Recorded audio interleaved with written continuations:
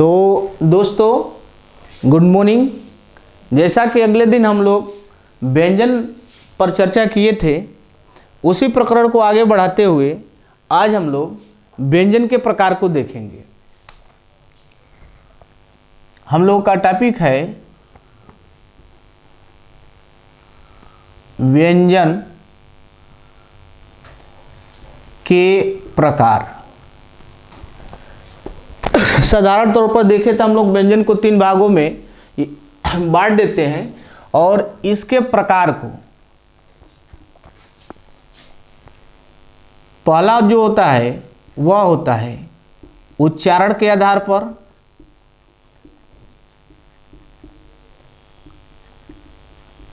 उच्चारण के आधार पर दोस्तों देखा जाए तो व्यंजन को 3 भागों में बांटते हैं। दूसरा जो होता है वायु प्रक्षेपण के आधार पर,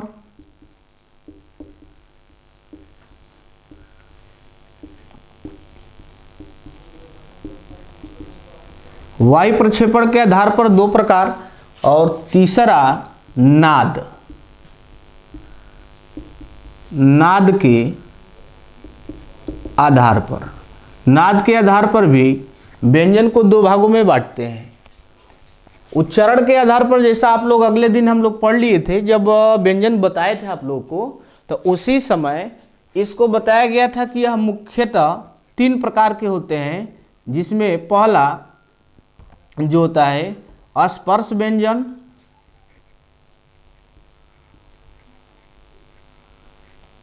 दूसरा अंतस्थ व्यंजन,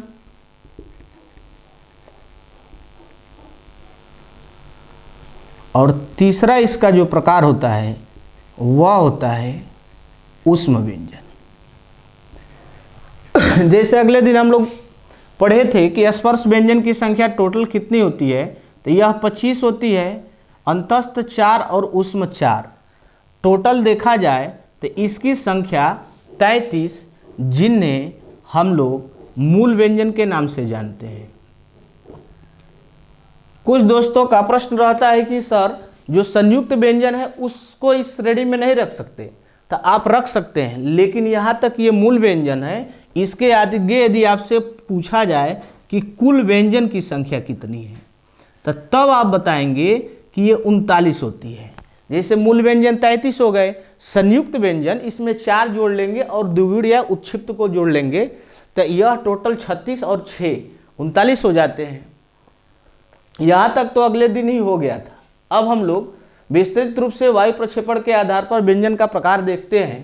तो इसमें पहला जो प्रकार होता है अल्प प्राण व्यंजन, और दूसरा जो होता है महाप्राण व्यंजन।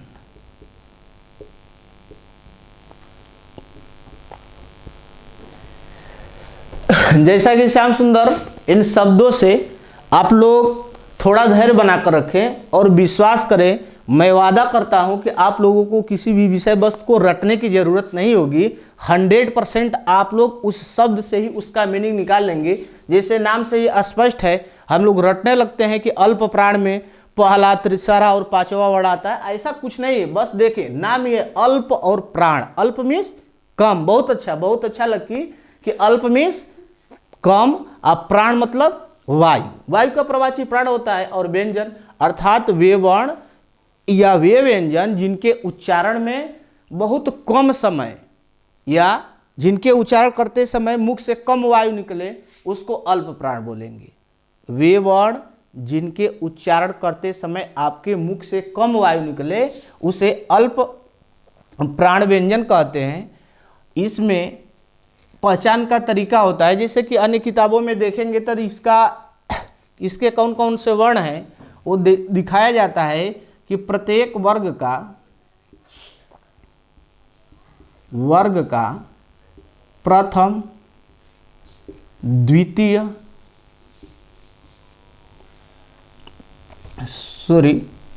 प्रथम, तृतीय एवं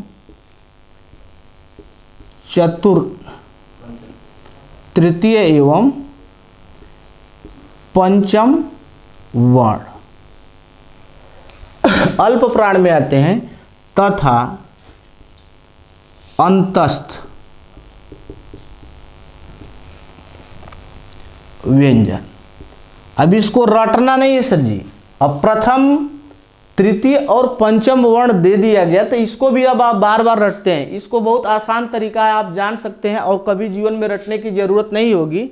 जैसे सिंपल तरीका है, आप लोग घर जाइएगा और अभ्यास करने की ये चीज़ है। जैसे हथेली को अपने मुंह के आगे करें और उच्चारित करें क ख ग घ ङ। तो जैसे देखिए हाथ पर जो ध्वनि लग रही है तो इसमें देखेंगे कि क बोलने पे कम लगी, जबकि ख बोल रहे हैं तो कितना लग रही है, ज़्यादा लग रही है। ग बोलने पे कम लग रही है, जबकि घ बोल रहे हैं तो ज़्यादा।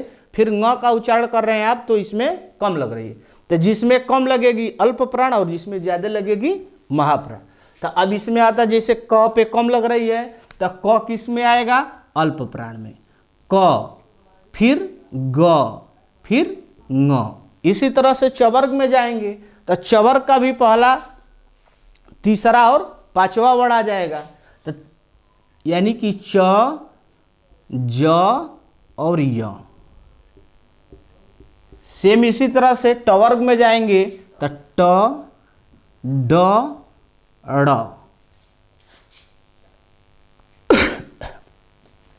तवर्ग में आएंगे तो त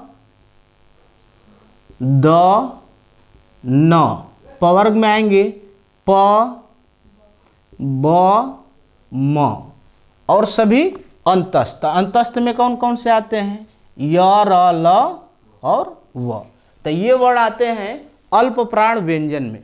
अब देखिए हम लोग यहाँ पर व्यंजन के प्रकार देख रहे हैं न कि वर्ण के। लेकिन यदि आपसे पूछ लिया जाए कि नहीं स्वर किस में आएंगे, स्वर अल्प प्राण में आते हैं कि महाप्राण में, तो अब यहां पर बच्चे सोचने लगते हैं कि नहीं यहां पर तो यही बताया गया। लेकिन आप सोचें कि यदि अंतस्थ अल्प में आता है तो अंतस्थ से भी तो कम स्वर में समय लगता है, यानी कि स्वर किस में आएगा, अल्प प्राण में आएगा, कोई शक नहीं है। तो सभी स्वर को भी आप अल्प प्राण की श्रेणी में रख सकते हैं। महाप्राण की बात आती है तो सीधे सीधे कहें महा का मतलब ज्यादा, प्राण मतलब वायु, व्यंजन मतलब व्यंजन। अर्थात वे व्यंजन जिनके उच्चारण में अल्प प्राण की अपेक्षा अधिक वायु मुख से निकले तो उन व्यंजनों को हम लोग महाप्राण व्यंजन कहते हैं। अब इसमें कौन कौन सी ध्वनियाँ आती है तो सिंपल अभी बोलने के लिए आपसे उच्चारित करने के लिए हम बोले हैं। तो देखें क और ख बोलने पे ज़्यादा लगा, ग घ, तो ग पे कम फिर घ पे ज़्यादा।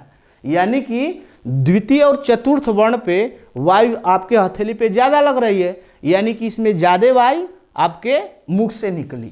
तो इसकी परिभाषा यदि बनाए या याद करने का तरीका आप लिखना चाहते हैं तो लिख लेंगे कि प्रत्येक वर्ग का द्वितीय एवं चतुर्थ व्यंजन। अब देखिए श्याम सुंदर सर यहाँ ये बताएं कि ये तो क्लियर हो गया कि वर्ग 5 है, वर्ग में सभी वर्गों में द्वितीय और चतुर्थ है। लेकिन अब आप अभी पढ़े हैं कि उष्म व्यंजन भी मूल व्यंजन में आता है, तो उष्म किस में आएगा, तो उष्म व्यंजन भी किस में आएंगे, महाप्राण में। इसको भी आप रटते हैं लेकिन रटे नहीं, एवं यहाँ लिख लेंगे आप लोग एवं उष्म व्यंजन। लेकिन देखिए याद करने का तरीका फिक्स है कि उष्म व्यंजन क्यों आता है। तो जैसे आप ताला बेसा मूर्धन्य सा दांत सा ह, ये तो पढ़ने का आप एक तरीका अपना लिए हैं, लेकिन ये तरीका तो होता नहीं है। तालव्य स का तात्पर्य है कि उसका जब आप उच्चारण करेंगे तो आपकी जिह्वा आपके तालु में स्पर्श करनी चाहिए। जैसे श श स, तो ऐसे जब उच्चारित करते हैं तो देखिए कि आपके मुख से वायु ज़्यादा भी निकलेगी और वह वायु अधिक घर्षण के कारण गर्म हो जाती है, जिसके कारण हम लोग उष्म व्यंजन कहते हैं। यानी इसमें कौन कौन से व्यंजन आएंगे तो सिंपल है कि देखिए द्वितीय लिखने का मतलब ख, क वर्ग में आएंगे तो ख और घ, च वर्ग में आएंगे तो छ और झ, ट वर्ग में आएंगे तो ठ और ढ, त वर्ग में आएंगे थ और ध, प वर्ग में आएंगे तो फ और भ, और सभी ऊष्म। तो ऊष्म में कौन कौन से? तालव्य स, मूर्धन्य स, दांत्य स और ह, ये सभी व्यंजन महाप्राण में आते हैं। अब जैसे कि आपसे पूछ लिया जाए, संयुक्त व्यंजन को मूल स्वर में तो रखा नहीं जाता है, लेकिन आपसे पूछे कि नहीं बताएं कि संयुक्त व्यंजन अल्प प्राण में आए कि महाप्राण में, तो किस में आएगा? महाप्राण। बहुत अच्छा, बहुत अच्छा, आप लोग समझ ले रहे हैं हमारी बातों को, धैर्य बनाए रखें। बहुत अच्छा बताया आपने कि संयुक्त व्यंजन को महाप्राण में रखेंगे। क्यों? तो क्योंकि सभी व्यंजनों को देखें तो उसमें एक व्यंजन एक स्वर समाहित है, जबकि संयुक्त व्यंजन को देखेंगे तो उसमें तो दो व्यंजन और एक स्वर समाहित है। तो स्वाभाविक है कि इसके उच्चारण में अधिक समय लगेगा, अधिक वायु प्रक्षेपित होगी, यानी कि संयुक्त व्यंजन को भी आप किसके श्रेणी में रखेंगे? महाप्राण के। तो ये रहा प्राण। वायु प्रक्षेपण के आधार पर दो प्रकार के व्यंजन, अल्प प्राण और महाप्राण। अब आते हैं हम लोग नाद के आधार पर। ये बताएं कि ये नाद से आप लोगों का क्या तात्पर्य है? इसको हम लोग बोलते हैं घोष। घोष के आधार पर कई जगह लिखा गया है, नाद के आधार पर या घोष के आधार पर।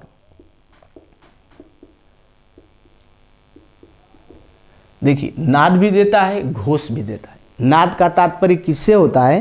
तो आप मूवी देखे ही होंगे, आप लोगों को तो बताना नहीं है।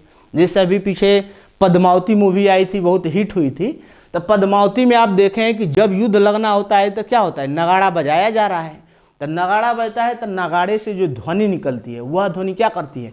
गूंजती है। और उस गूंजने को हम लोग बोलते हैं कि नादी। गाय भैंस वाला नाद नहीं है आप लोग जिसमें खिलाते हैं, इस नाद से तात्पर्य है ध्वनि का गूंजना।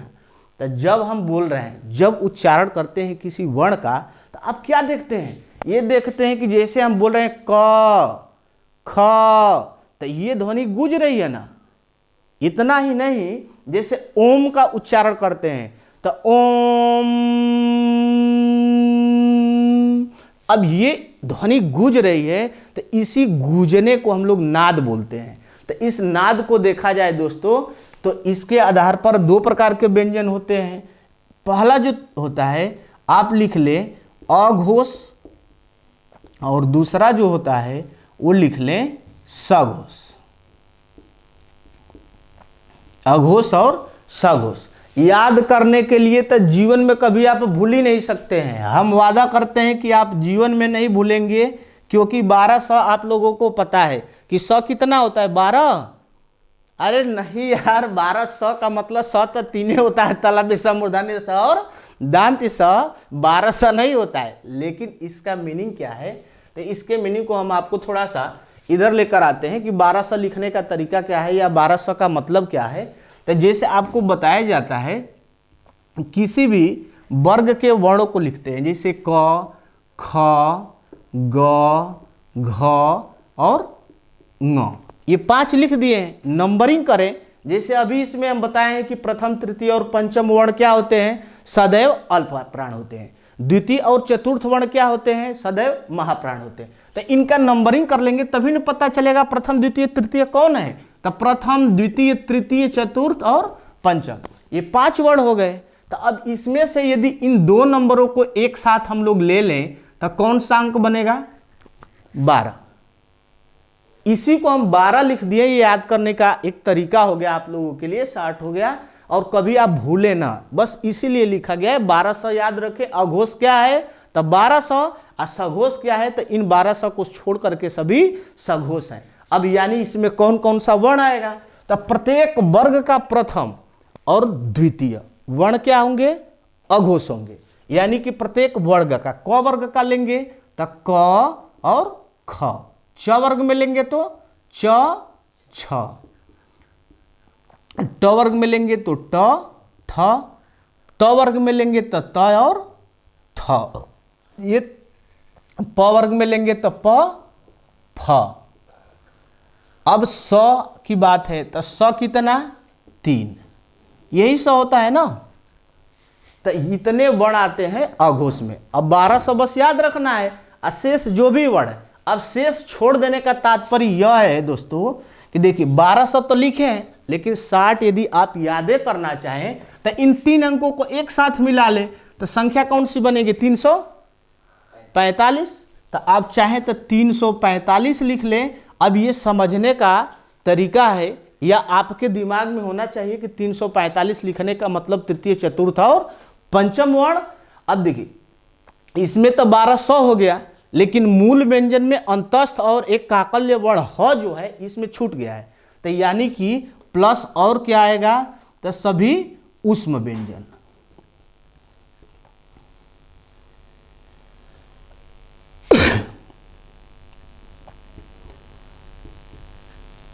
ऊष्म न लिखें तो उसमें से यहां पर अंतस्थ कर लें आप लोग, सभी अंतस्थ तथा ह, यानी कि तृतीय, चतुर्थ, पंचम वर्ण लिख लीजिए, अंतस्थ लिख लें और ह लिख लें।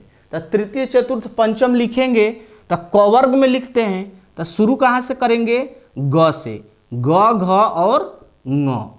च वर्ग में आएंगे तो च, छ को छोड़ देंगे, उसके आगे लिखेंगे ज, झ, य।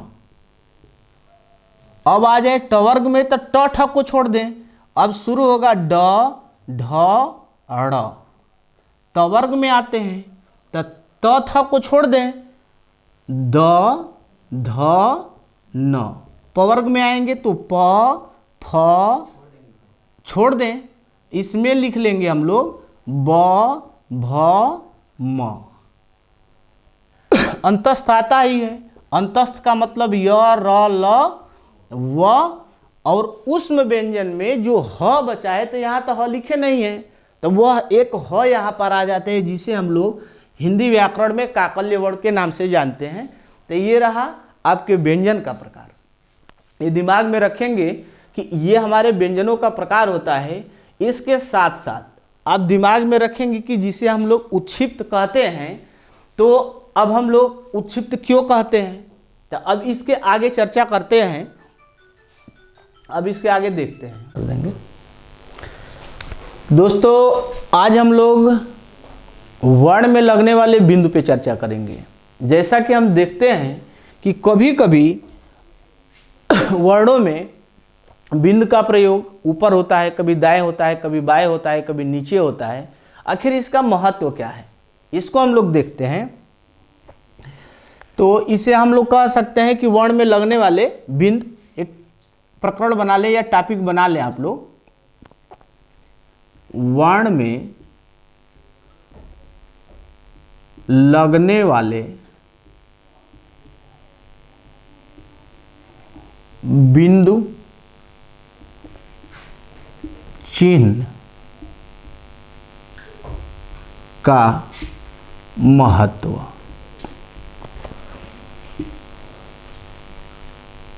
ये टॉपिक है तो छोटा लेकिन बहुत कारगर है।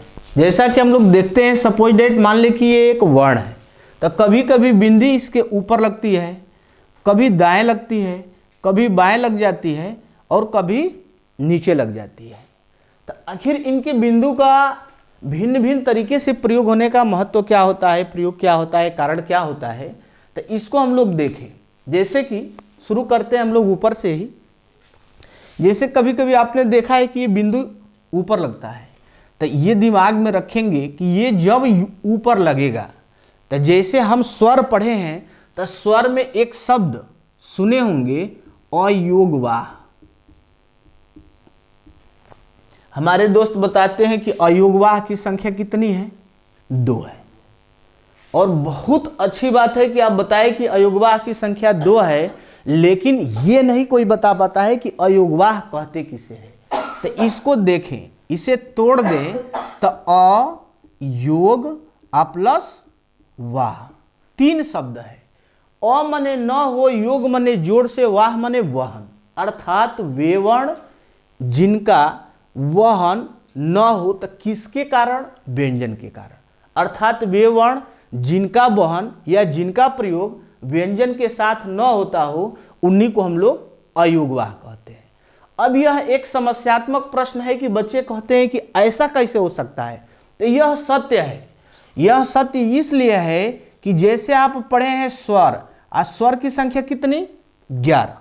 तो स्वर का प्रयोग जब होगा दोस्तों, तो विश्वास माने 100% श्योर एंड सर्टेन है कि स्वर का प्रयोग जब होगा तो या तो स्वतंत्र होगा, और यदि स्वतंत्र नहीं हुआ तो व्यंजन के साथ होगा। इसमें कोई दो राय नहीं। स्वर का प्रयोग जब भी हम करेंगे तो या तो वो स्वतंत्र होता है और नहीं तो व्यंजन के साथ होता है। लेकिन अयोगवाह वर्ण आते तो स्वर की श्रेणी में है, लेकिन इनका प्रयोग कभी भी व्यंजन के साथ हो ही नहीं सकता।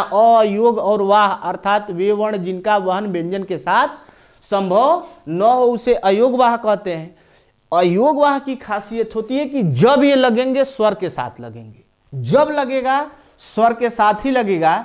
जैसे हम लिखते हैं कंठ, अब इसे उदाहरण से हम लोग समझ लेते हैं कि दोनों में अंतर क्या है। जैसे लिखते हैं कंठ और एक जगह आप लिख दें राम, यदि इसका उच्चारण के साथ साथ हम लोग वर्ण विच्छेद कर देते हैं, तो र का वर्ण विच्छेद करें तो इससे आ निकालने और म से क्या निकाल देंगे, अ निकाल देंगे। अब देखिए इस स्वर का प्रयोग किसके साथ हुआ, व्यंजन के साथ हुआ। यही आम लिख देंगे तो आम में आ का स्वतंत्र प्रयोग हुआ, जबकि म में अ स्वर का प्रयोग हुआ है। ये तो आपको क्लियर है, यहां तक तो कोई दिक्कत नहीं है विजय शंकर जी। लेकिन देखिए अनुस्वार जब भी प्रयोग होगा स्वर के साथ होगा। जैसे ये हम लिखे हैं कंठ, तो क से यदि म को अलग आप कर रहे हैं तो अ ऑलरेडी एक स्वर है, और इस अ पर आप किसका प्रयोग किए, अंग का प्रयोग किए, और ठ से अ निकालेंगे। तो ये दिमाग में रखेंगे कि अनुस्वार का या विसर्ग का जब भी प्रयोग होगा तो न कि वह व्यंजन के साथ, जब प्रयोग होगा तो फिक्स है कि स्वर के साथ। जैसे एक विसर्ग होता है तो विसर्ग का भी प्रयोग जब भी होगा तो स्वर के साथ ही होता है, कोई शक नहीं है। इसी कारण इन्हें क्या कहते हैं, अयोगवाह। तो जब इस बिंदी का प्रयोग किसी वर्ण के ऊपर, शिरोरेखा इसे हम लोग बोलते हैं शिरोरेखा, तो शिरोरेखा के ऊपर जब भी इस बिंदी का प्रयोग होगा तो ये दिमाग में रखेंगे, तो इसे हम लोग क्या कहेंगे, अनुस्वार बोलेंगे। इसको क्या बोलिएगा आप, अनुस्वार। और अनुस्वार की संख्या कितनी, 1 है। ये क्लियर। अब देखिए कहीं कहीं पर हम लोग देखते हैं कि यह बिंदी वर्ण के दाएं साइड में होती है, तो जब यह दाएं साइड में होगा तो इसको आप बोलेंगे अनुनासिक। ये अनुनासिक पंचमाक्षर के अंतर्गत आता है। अब देखिए इसकी संख्या कितनी है, 1। कौन सा इसमें वर्ण आता है, तो ङ आता है। हम लोग उच्चारित करते हैं अंग। अरे सर सोचिए, अंग आप कह रहे हैं तो अंग माने क्या, अंग। पहले कैसे आ गया, इसे शुद्ध उच्चारित करें, इसे आप बोलेंगे ङ। क्या हुआ, लास्ट में आना चाहिए। अब ये दिमाग में रखें कि अनुनासिक लिखे हैं, यहाँ अनुस्वार लिखे हैं। दोनों में अंतर क्या है, यह है अनुस्वार और यह है अनुनासिक। तो अनुस्वार वे वर्ण होते हैं, या अनुस्वार वे वर्ण होते हैं जिनके उच्चारण करते समय नाक से ज्यादा और मुख से कम ध्वनि निकले, उसे अनुस्वार बोलेंगे। और जिस वर्ण के उच्चारण करते समय मुख से ज्यादा और नाक से कम ध्वनि निकलेगी तो उसे क्या बोलेंगे आप, अनुनासिक। तो जब यह बिंदी किसी वर्ण के दाएं लगेगी तो वह पंचमाक्षर का निर्माण करता है, जिसे हम लोग क्या कहते हैं, अनुनासिक। इसमें एक ही वर्ण आता है जिसे हम लोग कहते हैं ङ। कमाल की बात तो यहां पर आती है कि जब इस बिंदी का प्रयोग वर्ण के नीचे कर दिया जाता है तो अब यह, इस समय एक शब्द सुने होंगे ताड़न जात। अब देखिए इस बिंदी को हम लोग बोलते हैं ताड़न जात चिन्ह। ये क्या है, ताड़न जात चिन्ह। और जब यह वर्ण के नीचे लगता है तो उससे ताड़न जात व्यंजन का निर्माण होता है। आप देखे होंगे कि ट वर्ग का 2 वर्ण आता है जिसे हम लोग ड ढ बोलते हैं। तो यह देखिए मूर्धन्य वर्ण है, ट वर्ग का है, किंतु जब इस ताड़न जात चिन्ह का प्रयोग यहां पर कर दिया जाएगा तो इसको हम लोग बोलेंगे ताड़न जात व्यंजन। अब ये क्या बना दोनों, ताड़न जात व्यंजन, ये ताड़न जात व्यंजन बन गया। इसका उपनाम भी आप जानते हैं, इसको क्या कहते हैं, उत्क्षिप्त व्यंजन। उत्क्षिप्त, उत्क्षिप्त तोड़े तो उत का मतलब ऊपर होता है, क्षिप्त माने फेंकने वाला, अर्थात जब किसी वर्ण का उच्चारण करे और जीवा झटके से ऊपर जाए या झटके से नीचे आ जाए तो उन वर्णों को हम लोग बोलते हैं उत्क्षिप्त व्यंजन या उत्क्षिप्त वर्ण, या इसे हम लोग कह सकते हैं द्विगुण व्यंजन। तो ये क्लियर हो गया कि जब इस किसी वर्ण के नीचे इस बिंदी का प्रयोग कर दिया जाता है तो वहां पर इसे ताड़नजात चिन्ह कहते हैं, इसे पंचमाक्षर चिन्ह बोलते हैं, इसे अनुस्वार चिन्ह बोलते हैं, ऊपर होगा तो। अब रही बात कि जब इस वर्ण का प्रयोग, जब इस बिंदु का प्रयोग किसी वर्ण के बाएं कर दे कब क्या होता है, तो देखिए ये तो और अच्छी बात है कि जब बाएं करते हैं तो इस समय एक शब्द आ रहा है आप लोगों के एग्जाम में बार बार, आगत ध्वनि। अब देखिए आगत ध्वनि का निर्माण होता है, आगत व्यंजन का निर्माण होता है और इसके अंतर्गत 5 प्रकार के व्यंजन आते हैं। आप पढ़े हैं व्यंजन क, ख, ज, प और फ, तो ये आपके स्पर्श व्यंजन है। किंतु जब इस आगत ध्वनि, आगत चिन्ह का प्रयोग कर दिया जाता है तो यही ध्वनि आगत ध्वनि बन जाती है। अब इसका प्रयोग जब भी होता है आप देखे होंगे ऐसे होता है, जैसे हिंदी की एक कहावत सुने हैं साहब आप कि नुक्ता के हेर फेर से क्या होता है, खुदा जुदा हो जाता है सर। तो ये नुक्ता है, नुक्ता का मतलब होता है बहुत छोटा चिन्ह, तो इसी को हम लोग बोलते हैं आगत ध्वनि। और आगत ध्वनि में ये 5 ध्वनियाँ आती हैं। कुछ चीज़ें हैं आप याद रखेंगे कि जब इनका आगत ध्वनि में प्रयोग होता है तो कुछ नाम बदल दिए जाते हैं, जैसे ज को इंग्लिश में आप क्या बोलते हैं, जे बोलते हैं, लेकिन जब इसका आगत ध्वनि में प्रयोग कर देंगे तो अब इस जे को क्या लिखेंगे, अब यही आगत ध्वनि हो जाएगी तो इंग्लिश इसकी जेड हो जाती है सर। ग, ग लिखते हैं, ग की इंग्लिश क्या होती है, जी। किंतु जब इसे आगत ध्वनि में चेंज किया जाता है तो इसी ग का इंग्लिश क्या होता है, जी एच हो जाता है सर जी। जैसे कि अभी ये पढ़े हैं तो देखिए ड और ढ लिखे हैं ना, तो ऑलरेडी आपको पता है कि ड की इंग्लिश डी और ढ की इंग्लिश डी एच होती है। लेकिन जब यह ताड़नजात वर्ण होता है तो इसी ड की अंग्रेजी क्या हो जाती है, आर हो जाती है,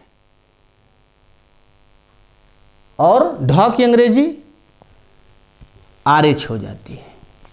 तो सेम ये दिमाग में रखेंगे कि ये ध्वनियाँ जब इन चिन्हों का प्रयोग व्यंजन में किया जाता है तो इनकी स्पेलिंग, इनका मीनिंग, इनका महत्व कुछ बढ़ जाता है, ये स्पष्ट रखेंगे।